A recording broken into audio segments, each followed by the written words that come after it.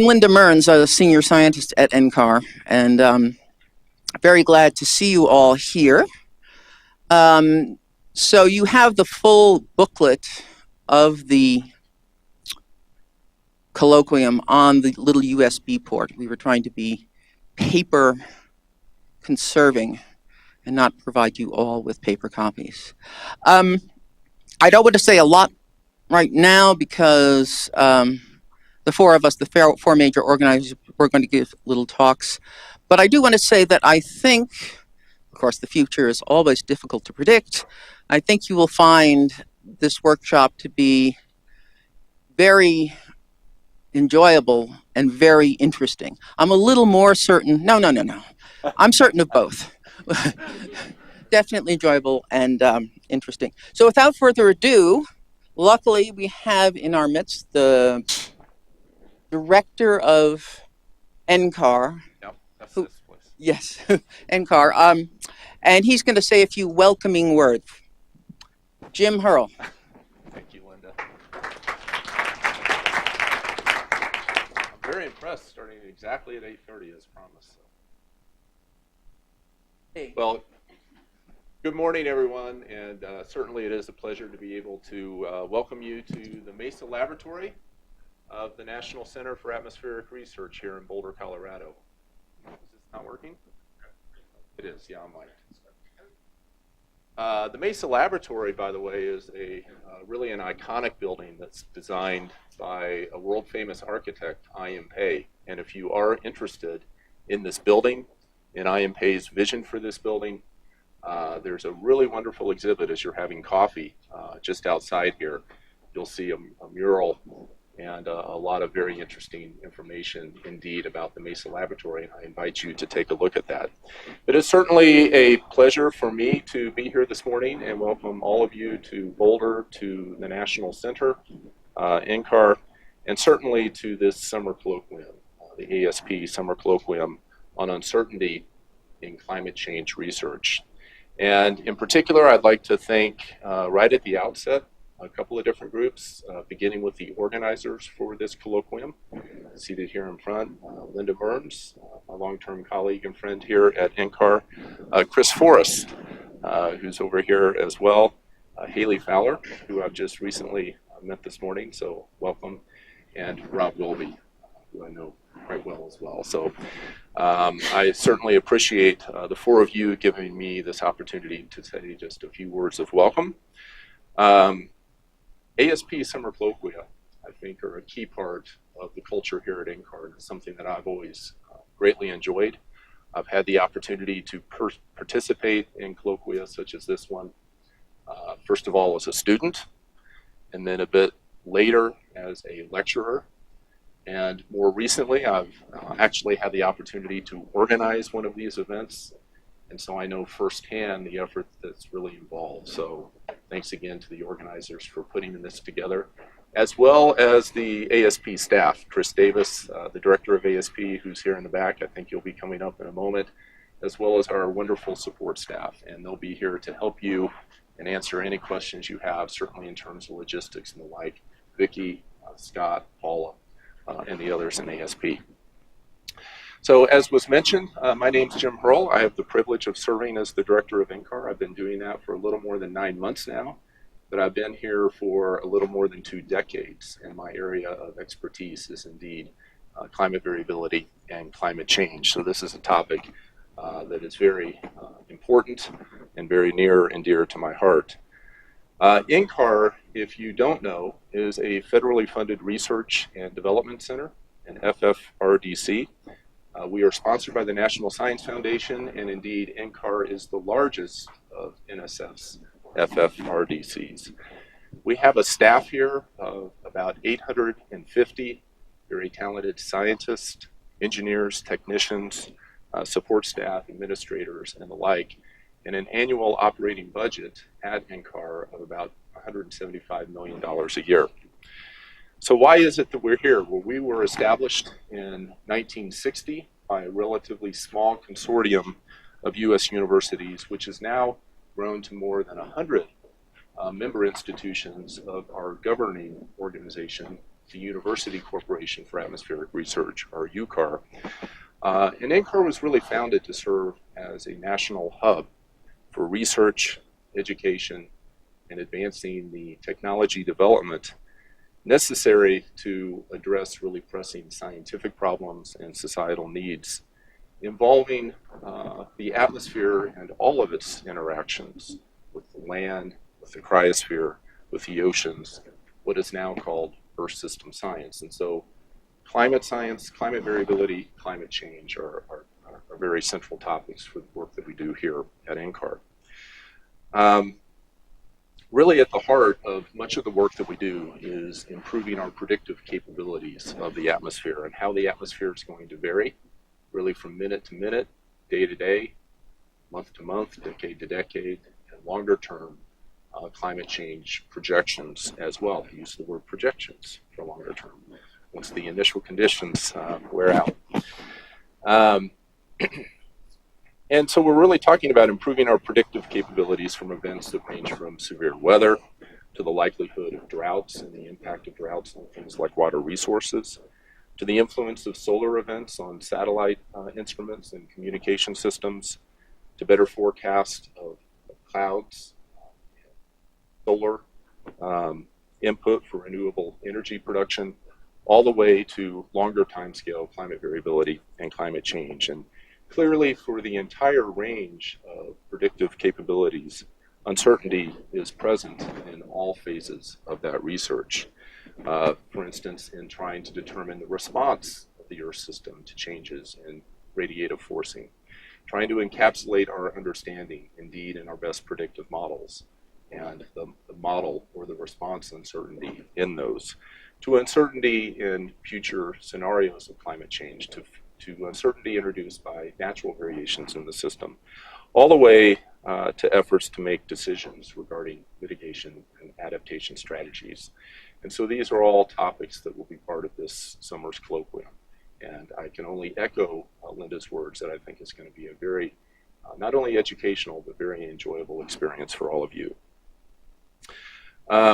So I think I'll just conclude by, again, saying it's a real pleasure to have this opportunity to welcome you here. The ASP Summer Colloquia really are a highlight. I know you're going to have a fantastic time. One of the best things about working at NCAR, not only in the capacity of director, but certainly I think for all of our staff, are the number of visitors and workshops and things that occur on an annual basis. NCAR hosts hundreds of events on an annual basis. This last year, for instance, we hosted in one way or another almost 300 workshops, colloquia, and the like, including many hundreds, indeed many thousands of visitors. So it's a real highlight. So if this is your first visit to NCAR, I'm sure it won't be your last. And again, I just wish you a very successful workshop, and I certainly look forward to hearing more about the outcomes and the discussions and the recommendations coming out of this. So enjoy your couple of weeks, and thank you again for the opportunity to make these comments.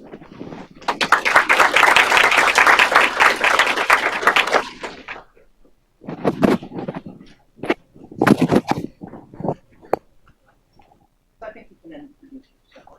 I can. I can do this too, as this works. So I'm Chris Davis. I direct the Advanced Study Program. Jim did such a wonderful job with its introduction that I don't really have to say very much at this point. But I did want to add a couple of things. First of all, ASP, the Advanced Study Program, turns 50 years old this year. So this is our 50th anniversary. 50 years ago, the first ASP postdoctoral fellows began their career journey, and so many, somewhere around 600 or so have followed since then.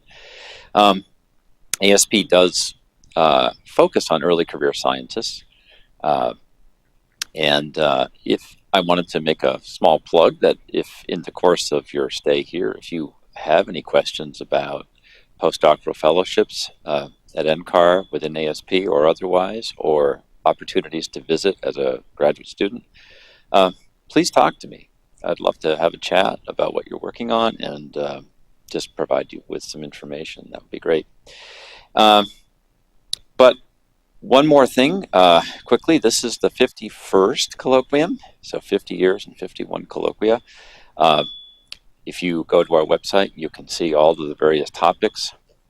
Uncertainty this is maybe the first truly focused on uncertainty and how it affects all of our projections and everything that we're trying to do. So it is breaking new ground in that sense. And so I think that's important. That's really all I wanted to say. I think Jim alluded to the fact that if you have specific concerns, you can see Scott Briggs, Vicki Holzhauer, Paula Fisher will be back next week. And if you have any questions, just let me or one of them know. We'd be happy to help you out. I hope you enjoy your 2.5 weeks here at the Colloquium, and exploring Boulder when you're not actually here at the Mesa Lab should be enjoyable. All right, thank you.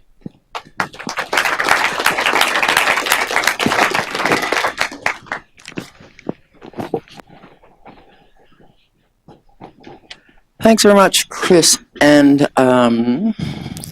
Jim. Yes, that's the name.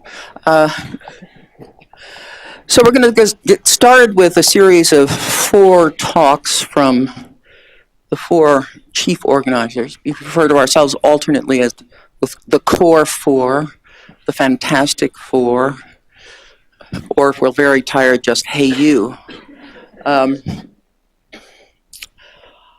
I also just want to point out our graphic, which I gather you all figured out what it is. That graphic was produced by Melissa Bukowski, who's a project scientist in my group. So I guess I have to start my speech.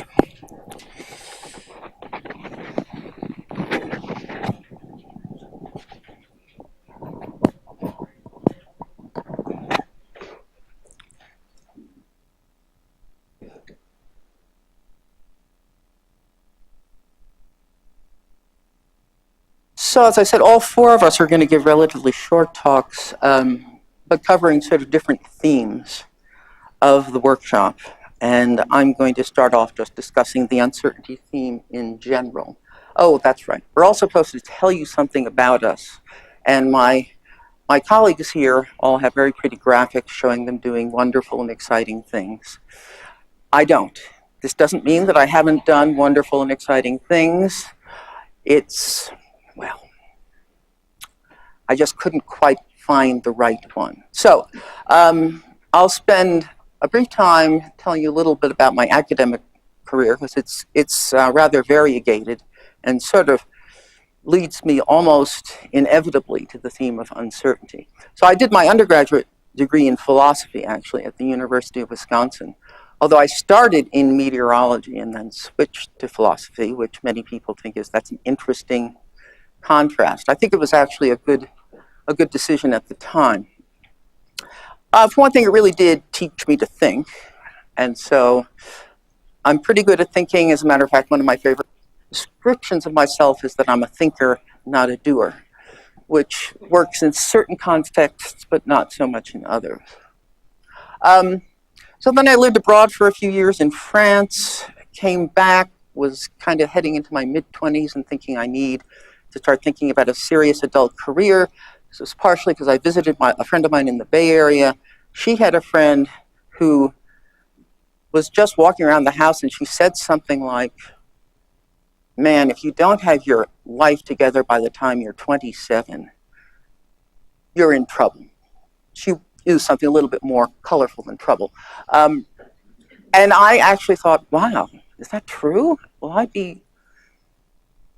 This person I didn't even know is, kind of putting the fear of failure in me through a casual conversation. Anyway, so I did investigate what I wanted to do and thought about going into French translation, but decided not to because I wasn't that interested in translating airplane manuals, which unless you're extremely gifted, that's what you end up doing.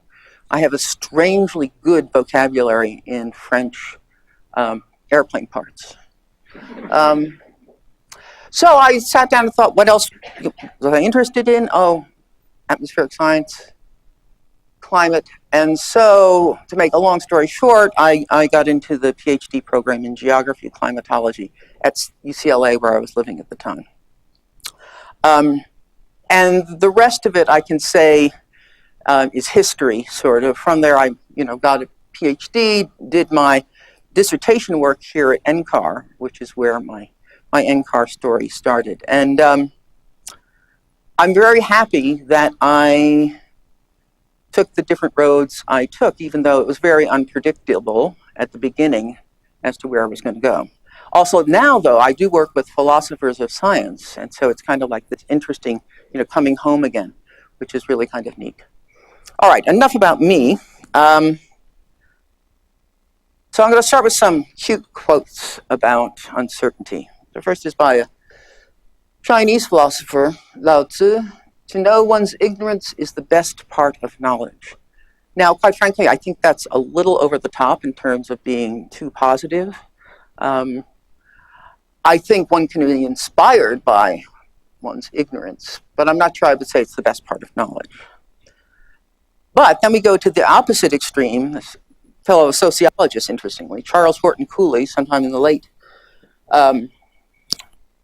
century, any clear way, though it lead to death, is preferable to the tangle of uncertainty.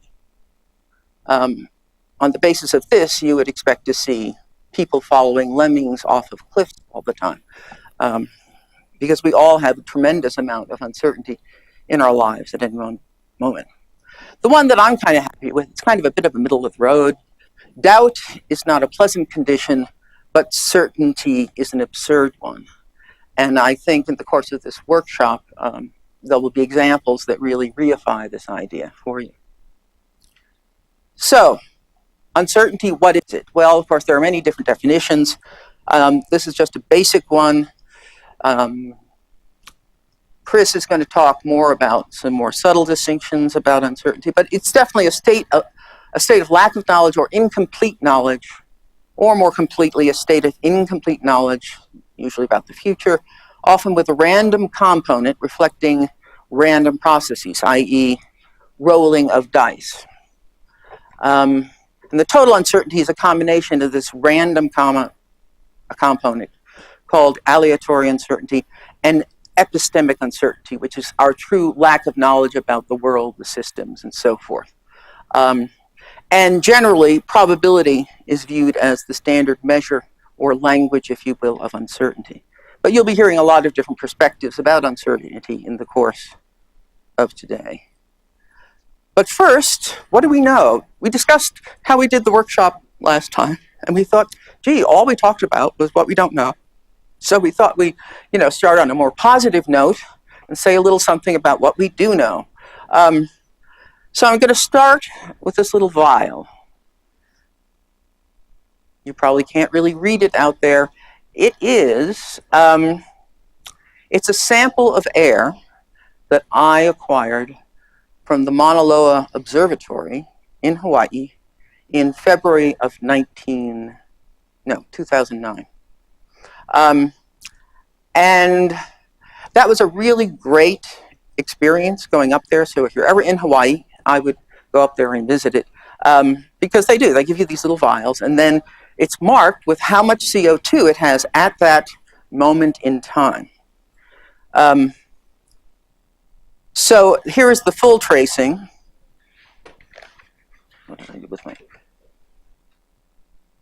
And so, come on, it's kind of amazingly dull here. Anyway, I'll try using the clicker. Hello, maybe not. All right, well, you can see roughly where 2009 is. This isn't a complete series. And so these measurements have been going on since 1958, started by Charles Keeling, a climate scientist at Scripps Institute of Oceanography. And I believe it's the first continuous series of CO2 measurements. I want to point out a couple of other things about it. First of all, it's going up. It's been going up pretty steadily since 1958. This one just has up through 2010. One of the things you can notice about it is if you put on these lines, these are basically just straight regression curves starting from, the first decade, the next decade, further up. And you notice that not only is it increasing, but its rate is increasing. So it's actually building up in the atmosphere faster than when it started back in the 1960s. Now, another thing to mention is, and many of you will know this, the sawtooth nature of this has to do with the cycle of vegetation in the northern hemisphere, because the northern hemisphere has a lot more vegetation than the southern. And so when there's the greening up, the vegetation tends to absorb the CO2, so you get that little downturn. And in winter, it's not, so more of the CO2 remains in the atmosphere. So there's a lot to learn in this, actually. So here's a more recent one that I just took off the web. It goes out to July 17th, 2014. And one of the things that's happened is we have now reached and exceeded 400 parts per million, which was a very big benchmark, if you will. There's some variability around that, especially given the season. So on that day, July 17th, it was 398.68 parts per million. Now, I decided to take advantage of this little curve to also tell you a little bit about my life through this curve. And it's very interesting because, when I entered graduate school back here, it was only at about, the lower ends, 330-ish, 332 maybe. All right? By the time I received my Ph.D. in 1988, it was up around 345. And by the time then, skipping ahead, I got this sample, and it was way up at exactly 389.7 parts per million. Okay? And then here we are today, up, let's say, at 400. So it's kind of an interesting way, and I had never done this before, except preparing for this talk. It's like, so that's interesting. I can go back also to, when I was born and just have a whole tracing of my life through CO2. One of the reasons why this is the iconic curve of climate change is that CO2 is a very well-mixed gas. And so it's very representative of the CO2 in the atmosphere. So here's the Mauna Loa Observatory with a little plaque. This is named the Keeling Building, named in honor of Charles David Keeling. Here's the instrument. This is the old instrument he used when he was first developing this. And here we are carefully sealing our sample. Rob Wilby, when I told him I was going to show this, he said, but how are you going to ensure them that this is a good sample? Saying maybe there's uncertainty, maybe it's leaked, maybe, well, it hasn't, because we sealed everyone ourselves very carefully. So the point is that, in terms of what's known and not known, this is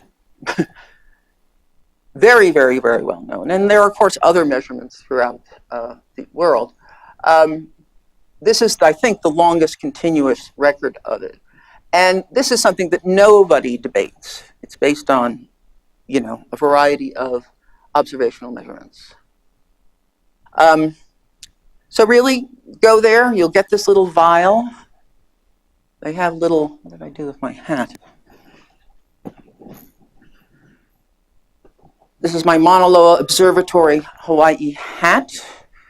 I wear many different hats. This is one of them. I only have one, but I might auction it off towards the end. And I hope is somebody keeping track of my time? Oh, that's really bad. Okay. You should have told me sooner. Okay, so I'm going to go on to another theme here, jumping from the certainty of climate change to extremes and how they do or do not relate to climate change, and how extremes really embody, and our response to extremes really embodies a lot of the complex interdisciplinary nature of the whole climate change problem. So this is, I'm going to discuss Hurricane Sandy very briefly. It made landfall on the New Jersey shore October 29th, 2012. And it caused a great deal of damage. What was the things that was interesting is the meteorologists were very, very pleased with the quality of the forecast. And it was a pretty good forecast, very good. And I think that's fine, but clearly one of the things, if it was such a great forecast, why was there so much damage? So clearly the problem cannot be lying with the atmospheric science involved, or at least the larger part is not involved in that. So I'll give you just an example of damage that occurred and tell you what it's got to do with climate change. So Con Ed, electricity substation in Lower Manhattan around 12th Street, stopped working at 9 p.m. Monday evening. The flood protection barrier was overtopped. It was designed to be 1.5 feet above the 10-foot storm surge of record in the observations up to that point. So you've got an extra 1.5 feet, assuming that nothing bigger comes along. Well, of course, Sandy's storm surge was 14 feet. And so that barrier was far from sufficient. So if you look at the time series of these barriers, the time series of these storm surges, there are a lot of them. Here's the 10-foot one. And this occurred during Hurricane Donna, which I remember because I grew up in New York and I remember very well this hurricane. It was very impressive at that time. And that gave the highest signal. And these are the highest storm surges from 1900 to 2012. So that's a lot. You get over to, get over to Sandy and the storm surge is huge. But my main point here is, what does this have to do with climate change? One thing is that the storm surge is at least a foot higher because of the sea level rise that has occurred over the 20th and 21st century. And so you have at least a foot surfeit of storm surge because of that. And the sea level rise is largely due to certainly the increased warming of the ocean water. It's much harder to say, and every time something big and natural happens, like Hurricane Typhoon Haiyan last year, it's always, what does it have to do with climate change? Is climate change responsible? And we really can't say that in terms of the intensity of the storm. That's very, very complicated to figure out. There are some indications that it may be, but you can say, again, that a certain part of the storm surge was certainly due to the sea level rise. And it just so happens that the sea level rise in that area near Indonesia is actually fairly high. So a lot of what we're going to talk about is, how do we prevent something like that happening again? Interestingly enough, New York City has one of the most advanced adaptation plans in the United States, but it was still a plan and hadn't been implemented. Okay, now I'm going to go quickly onto the integration problem. So one of the reasons why doing anything about climate change is so complicated is that there are so many different parts. And even though this is now, kind of an old graphic, IPCC 2001, it does at least show the fact that all these different features of the problem are connected. The socioeconomic pathways, going into the emissions concentrations, generating climate change, causing impacts and adaptations, and then you have certain points where you have further interactions, or where you can provide some adaptation to reduce the damage, or mitigate where you can reduce the climate change itself. So this graphic isn't bad. The problem is, of course, when we do our science, it's hard to do it all immediately in a circle. So we often create these kind of linear approaches, and one that was used for a very long time is the cascade of uncertainty, the famous cascade of uncertainty, in which you start with emissions, you go into climate modeling of what the emissions concentrations produce. In terms of the climate, you get down to the impacts models, and then you finally get over to policy resource management decisions. And so the point is that the decision making is way down here, this small thing in the corner. This was really a model, a framework of the problem for decades. But in more recent years, I'd say the past 10 years, and it's been increasing, there's really been a change in this, sort of putting it on its head and really looking at the decision making first. Why would you want to do that instead of starting with the climate science? And one of the things this workshop is about is that, assuming that you are trying to solve a problem, you can always do science for scientific curiosity, or just to make incremental improvements in the science. But if you really want to have a science that is going to facilitate or help make the kinds of mitigation and adaptation, you really have to give a bigger space, let's say, to the decision-making part of the problem. So another way to look at this is what happens, scientific information involved in decision processes. So again, the old model over here is you do your physical science and you throw it over the transom, and stakeholders grab it and they use it. So you can do this without even seeing the people who use it. But really, to do this type of work well, you really need to have a much more integrated system. Yes, the physical science is there, but it must be combined with or be part of this whole system that involves social, societal issues, other knowledge from other parts of, for example, vulnerability and so forth. And all of those things really need to come together. Nice model. I really like this. One big problem is, and you will find this in this workshop, is that doing this takes a lot more time. And I think it's that time investment that sometimes deters people from getting heavily involved in interdisciplinary research. All right, so as time's gone along, we've pretty much established, and certainly Chris is going to talk a lot more about how we know that climate change is happening. Another part of what we're going to discuss is, now that we know that climate change is happening, what do we do about it? And here comes this emphasis on actionable science. What is actionable science? It's another one of these buzzwords. We want to do actionable science.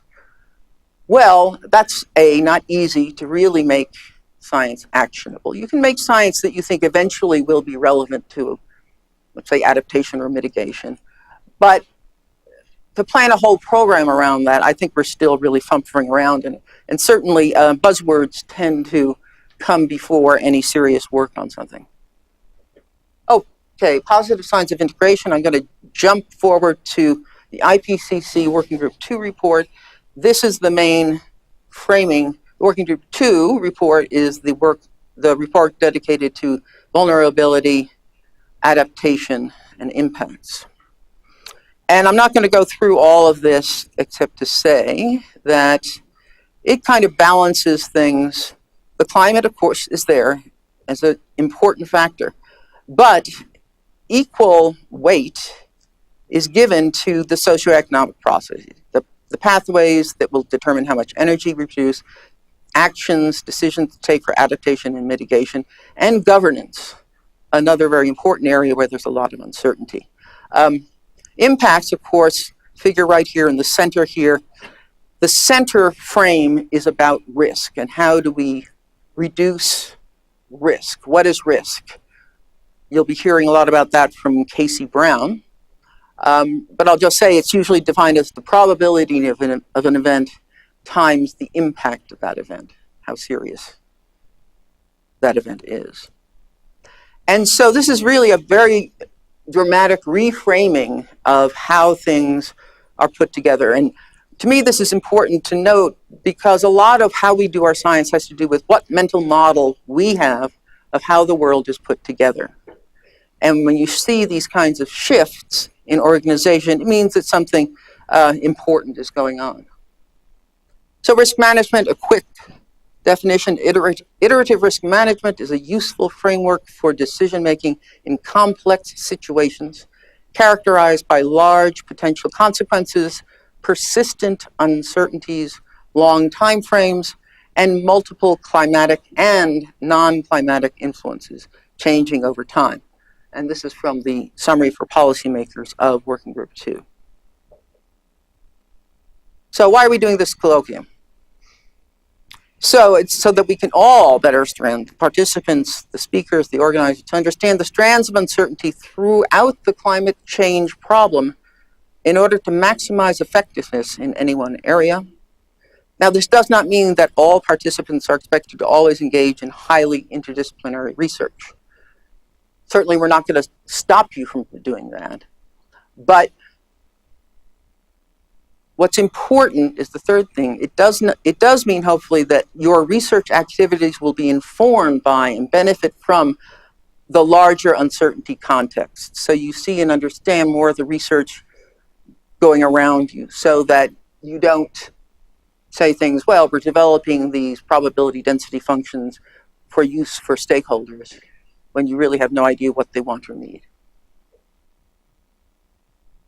Finally, the importance of generational change. So Stephen Schneider, I assume many of you have heard of him. He sadly died almost exactly 4 years ago today. He was my colleague, friend, and mentor here at the National Center for Atmospheric Research. And he really believed very strongly in interdisciplinary research and the importance of training the next generations of scientists, particularly those generations of scientists who will probably still be alive in 2050 and onwards, who will really be inheriting the problem of climate change. And so I like to bring this forward. Stephen wrote about the importance of decision-making under conditions of uncertainty in 1978 in one of the first climatic conferences. Am I done? I may be done. Oh, yeah, sorry. This is the New Yorker cartoon, Big Book of Global Warming. How many people here are from New York? Okay, so this is a New Yorker cartoon showing sea level rise pretty much devouring New York. We could make another little quiz. This is the Empire State Building. I'm not going to tell you the answer, but you can calculate how high the sea level rise would have to be for there to only be X number of floors still visible. So we'll make that, we're going to do many things with you. We'll make that another little contest. But I'm done, and I've run over my time.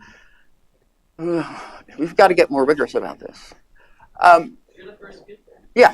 All right, so I'm going to turn this over immediately to Chris Forrest.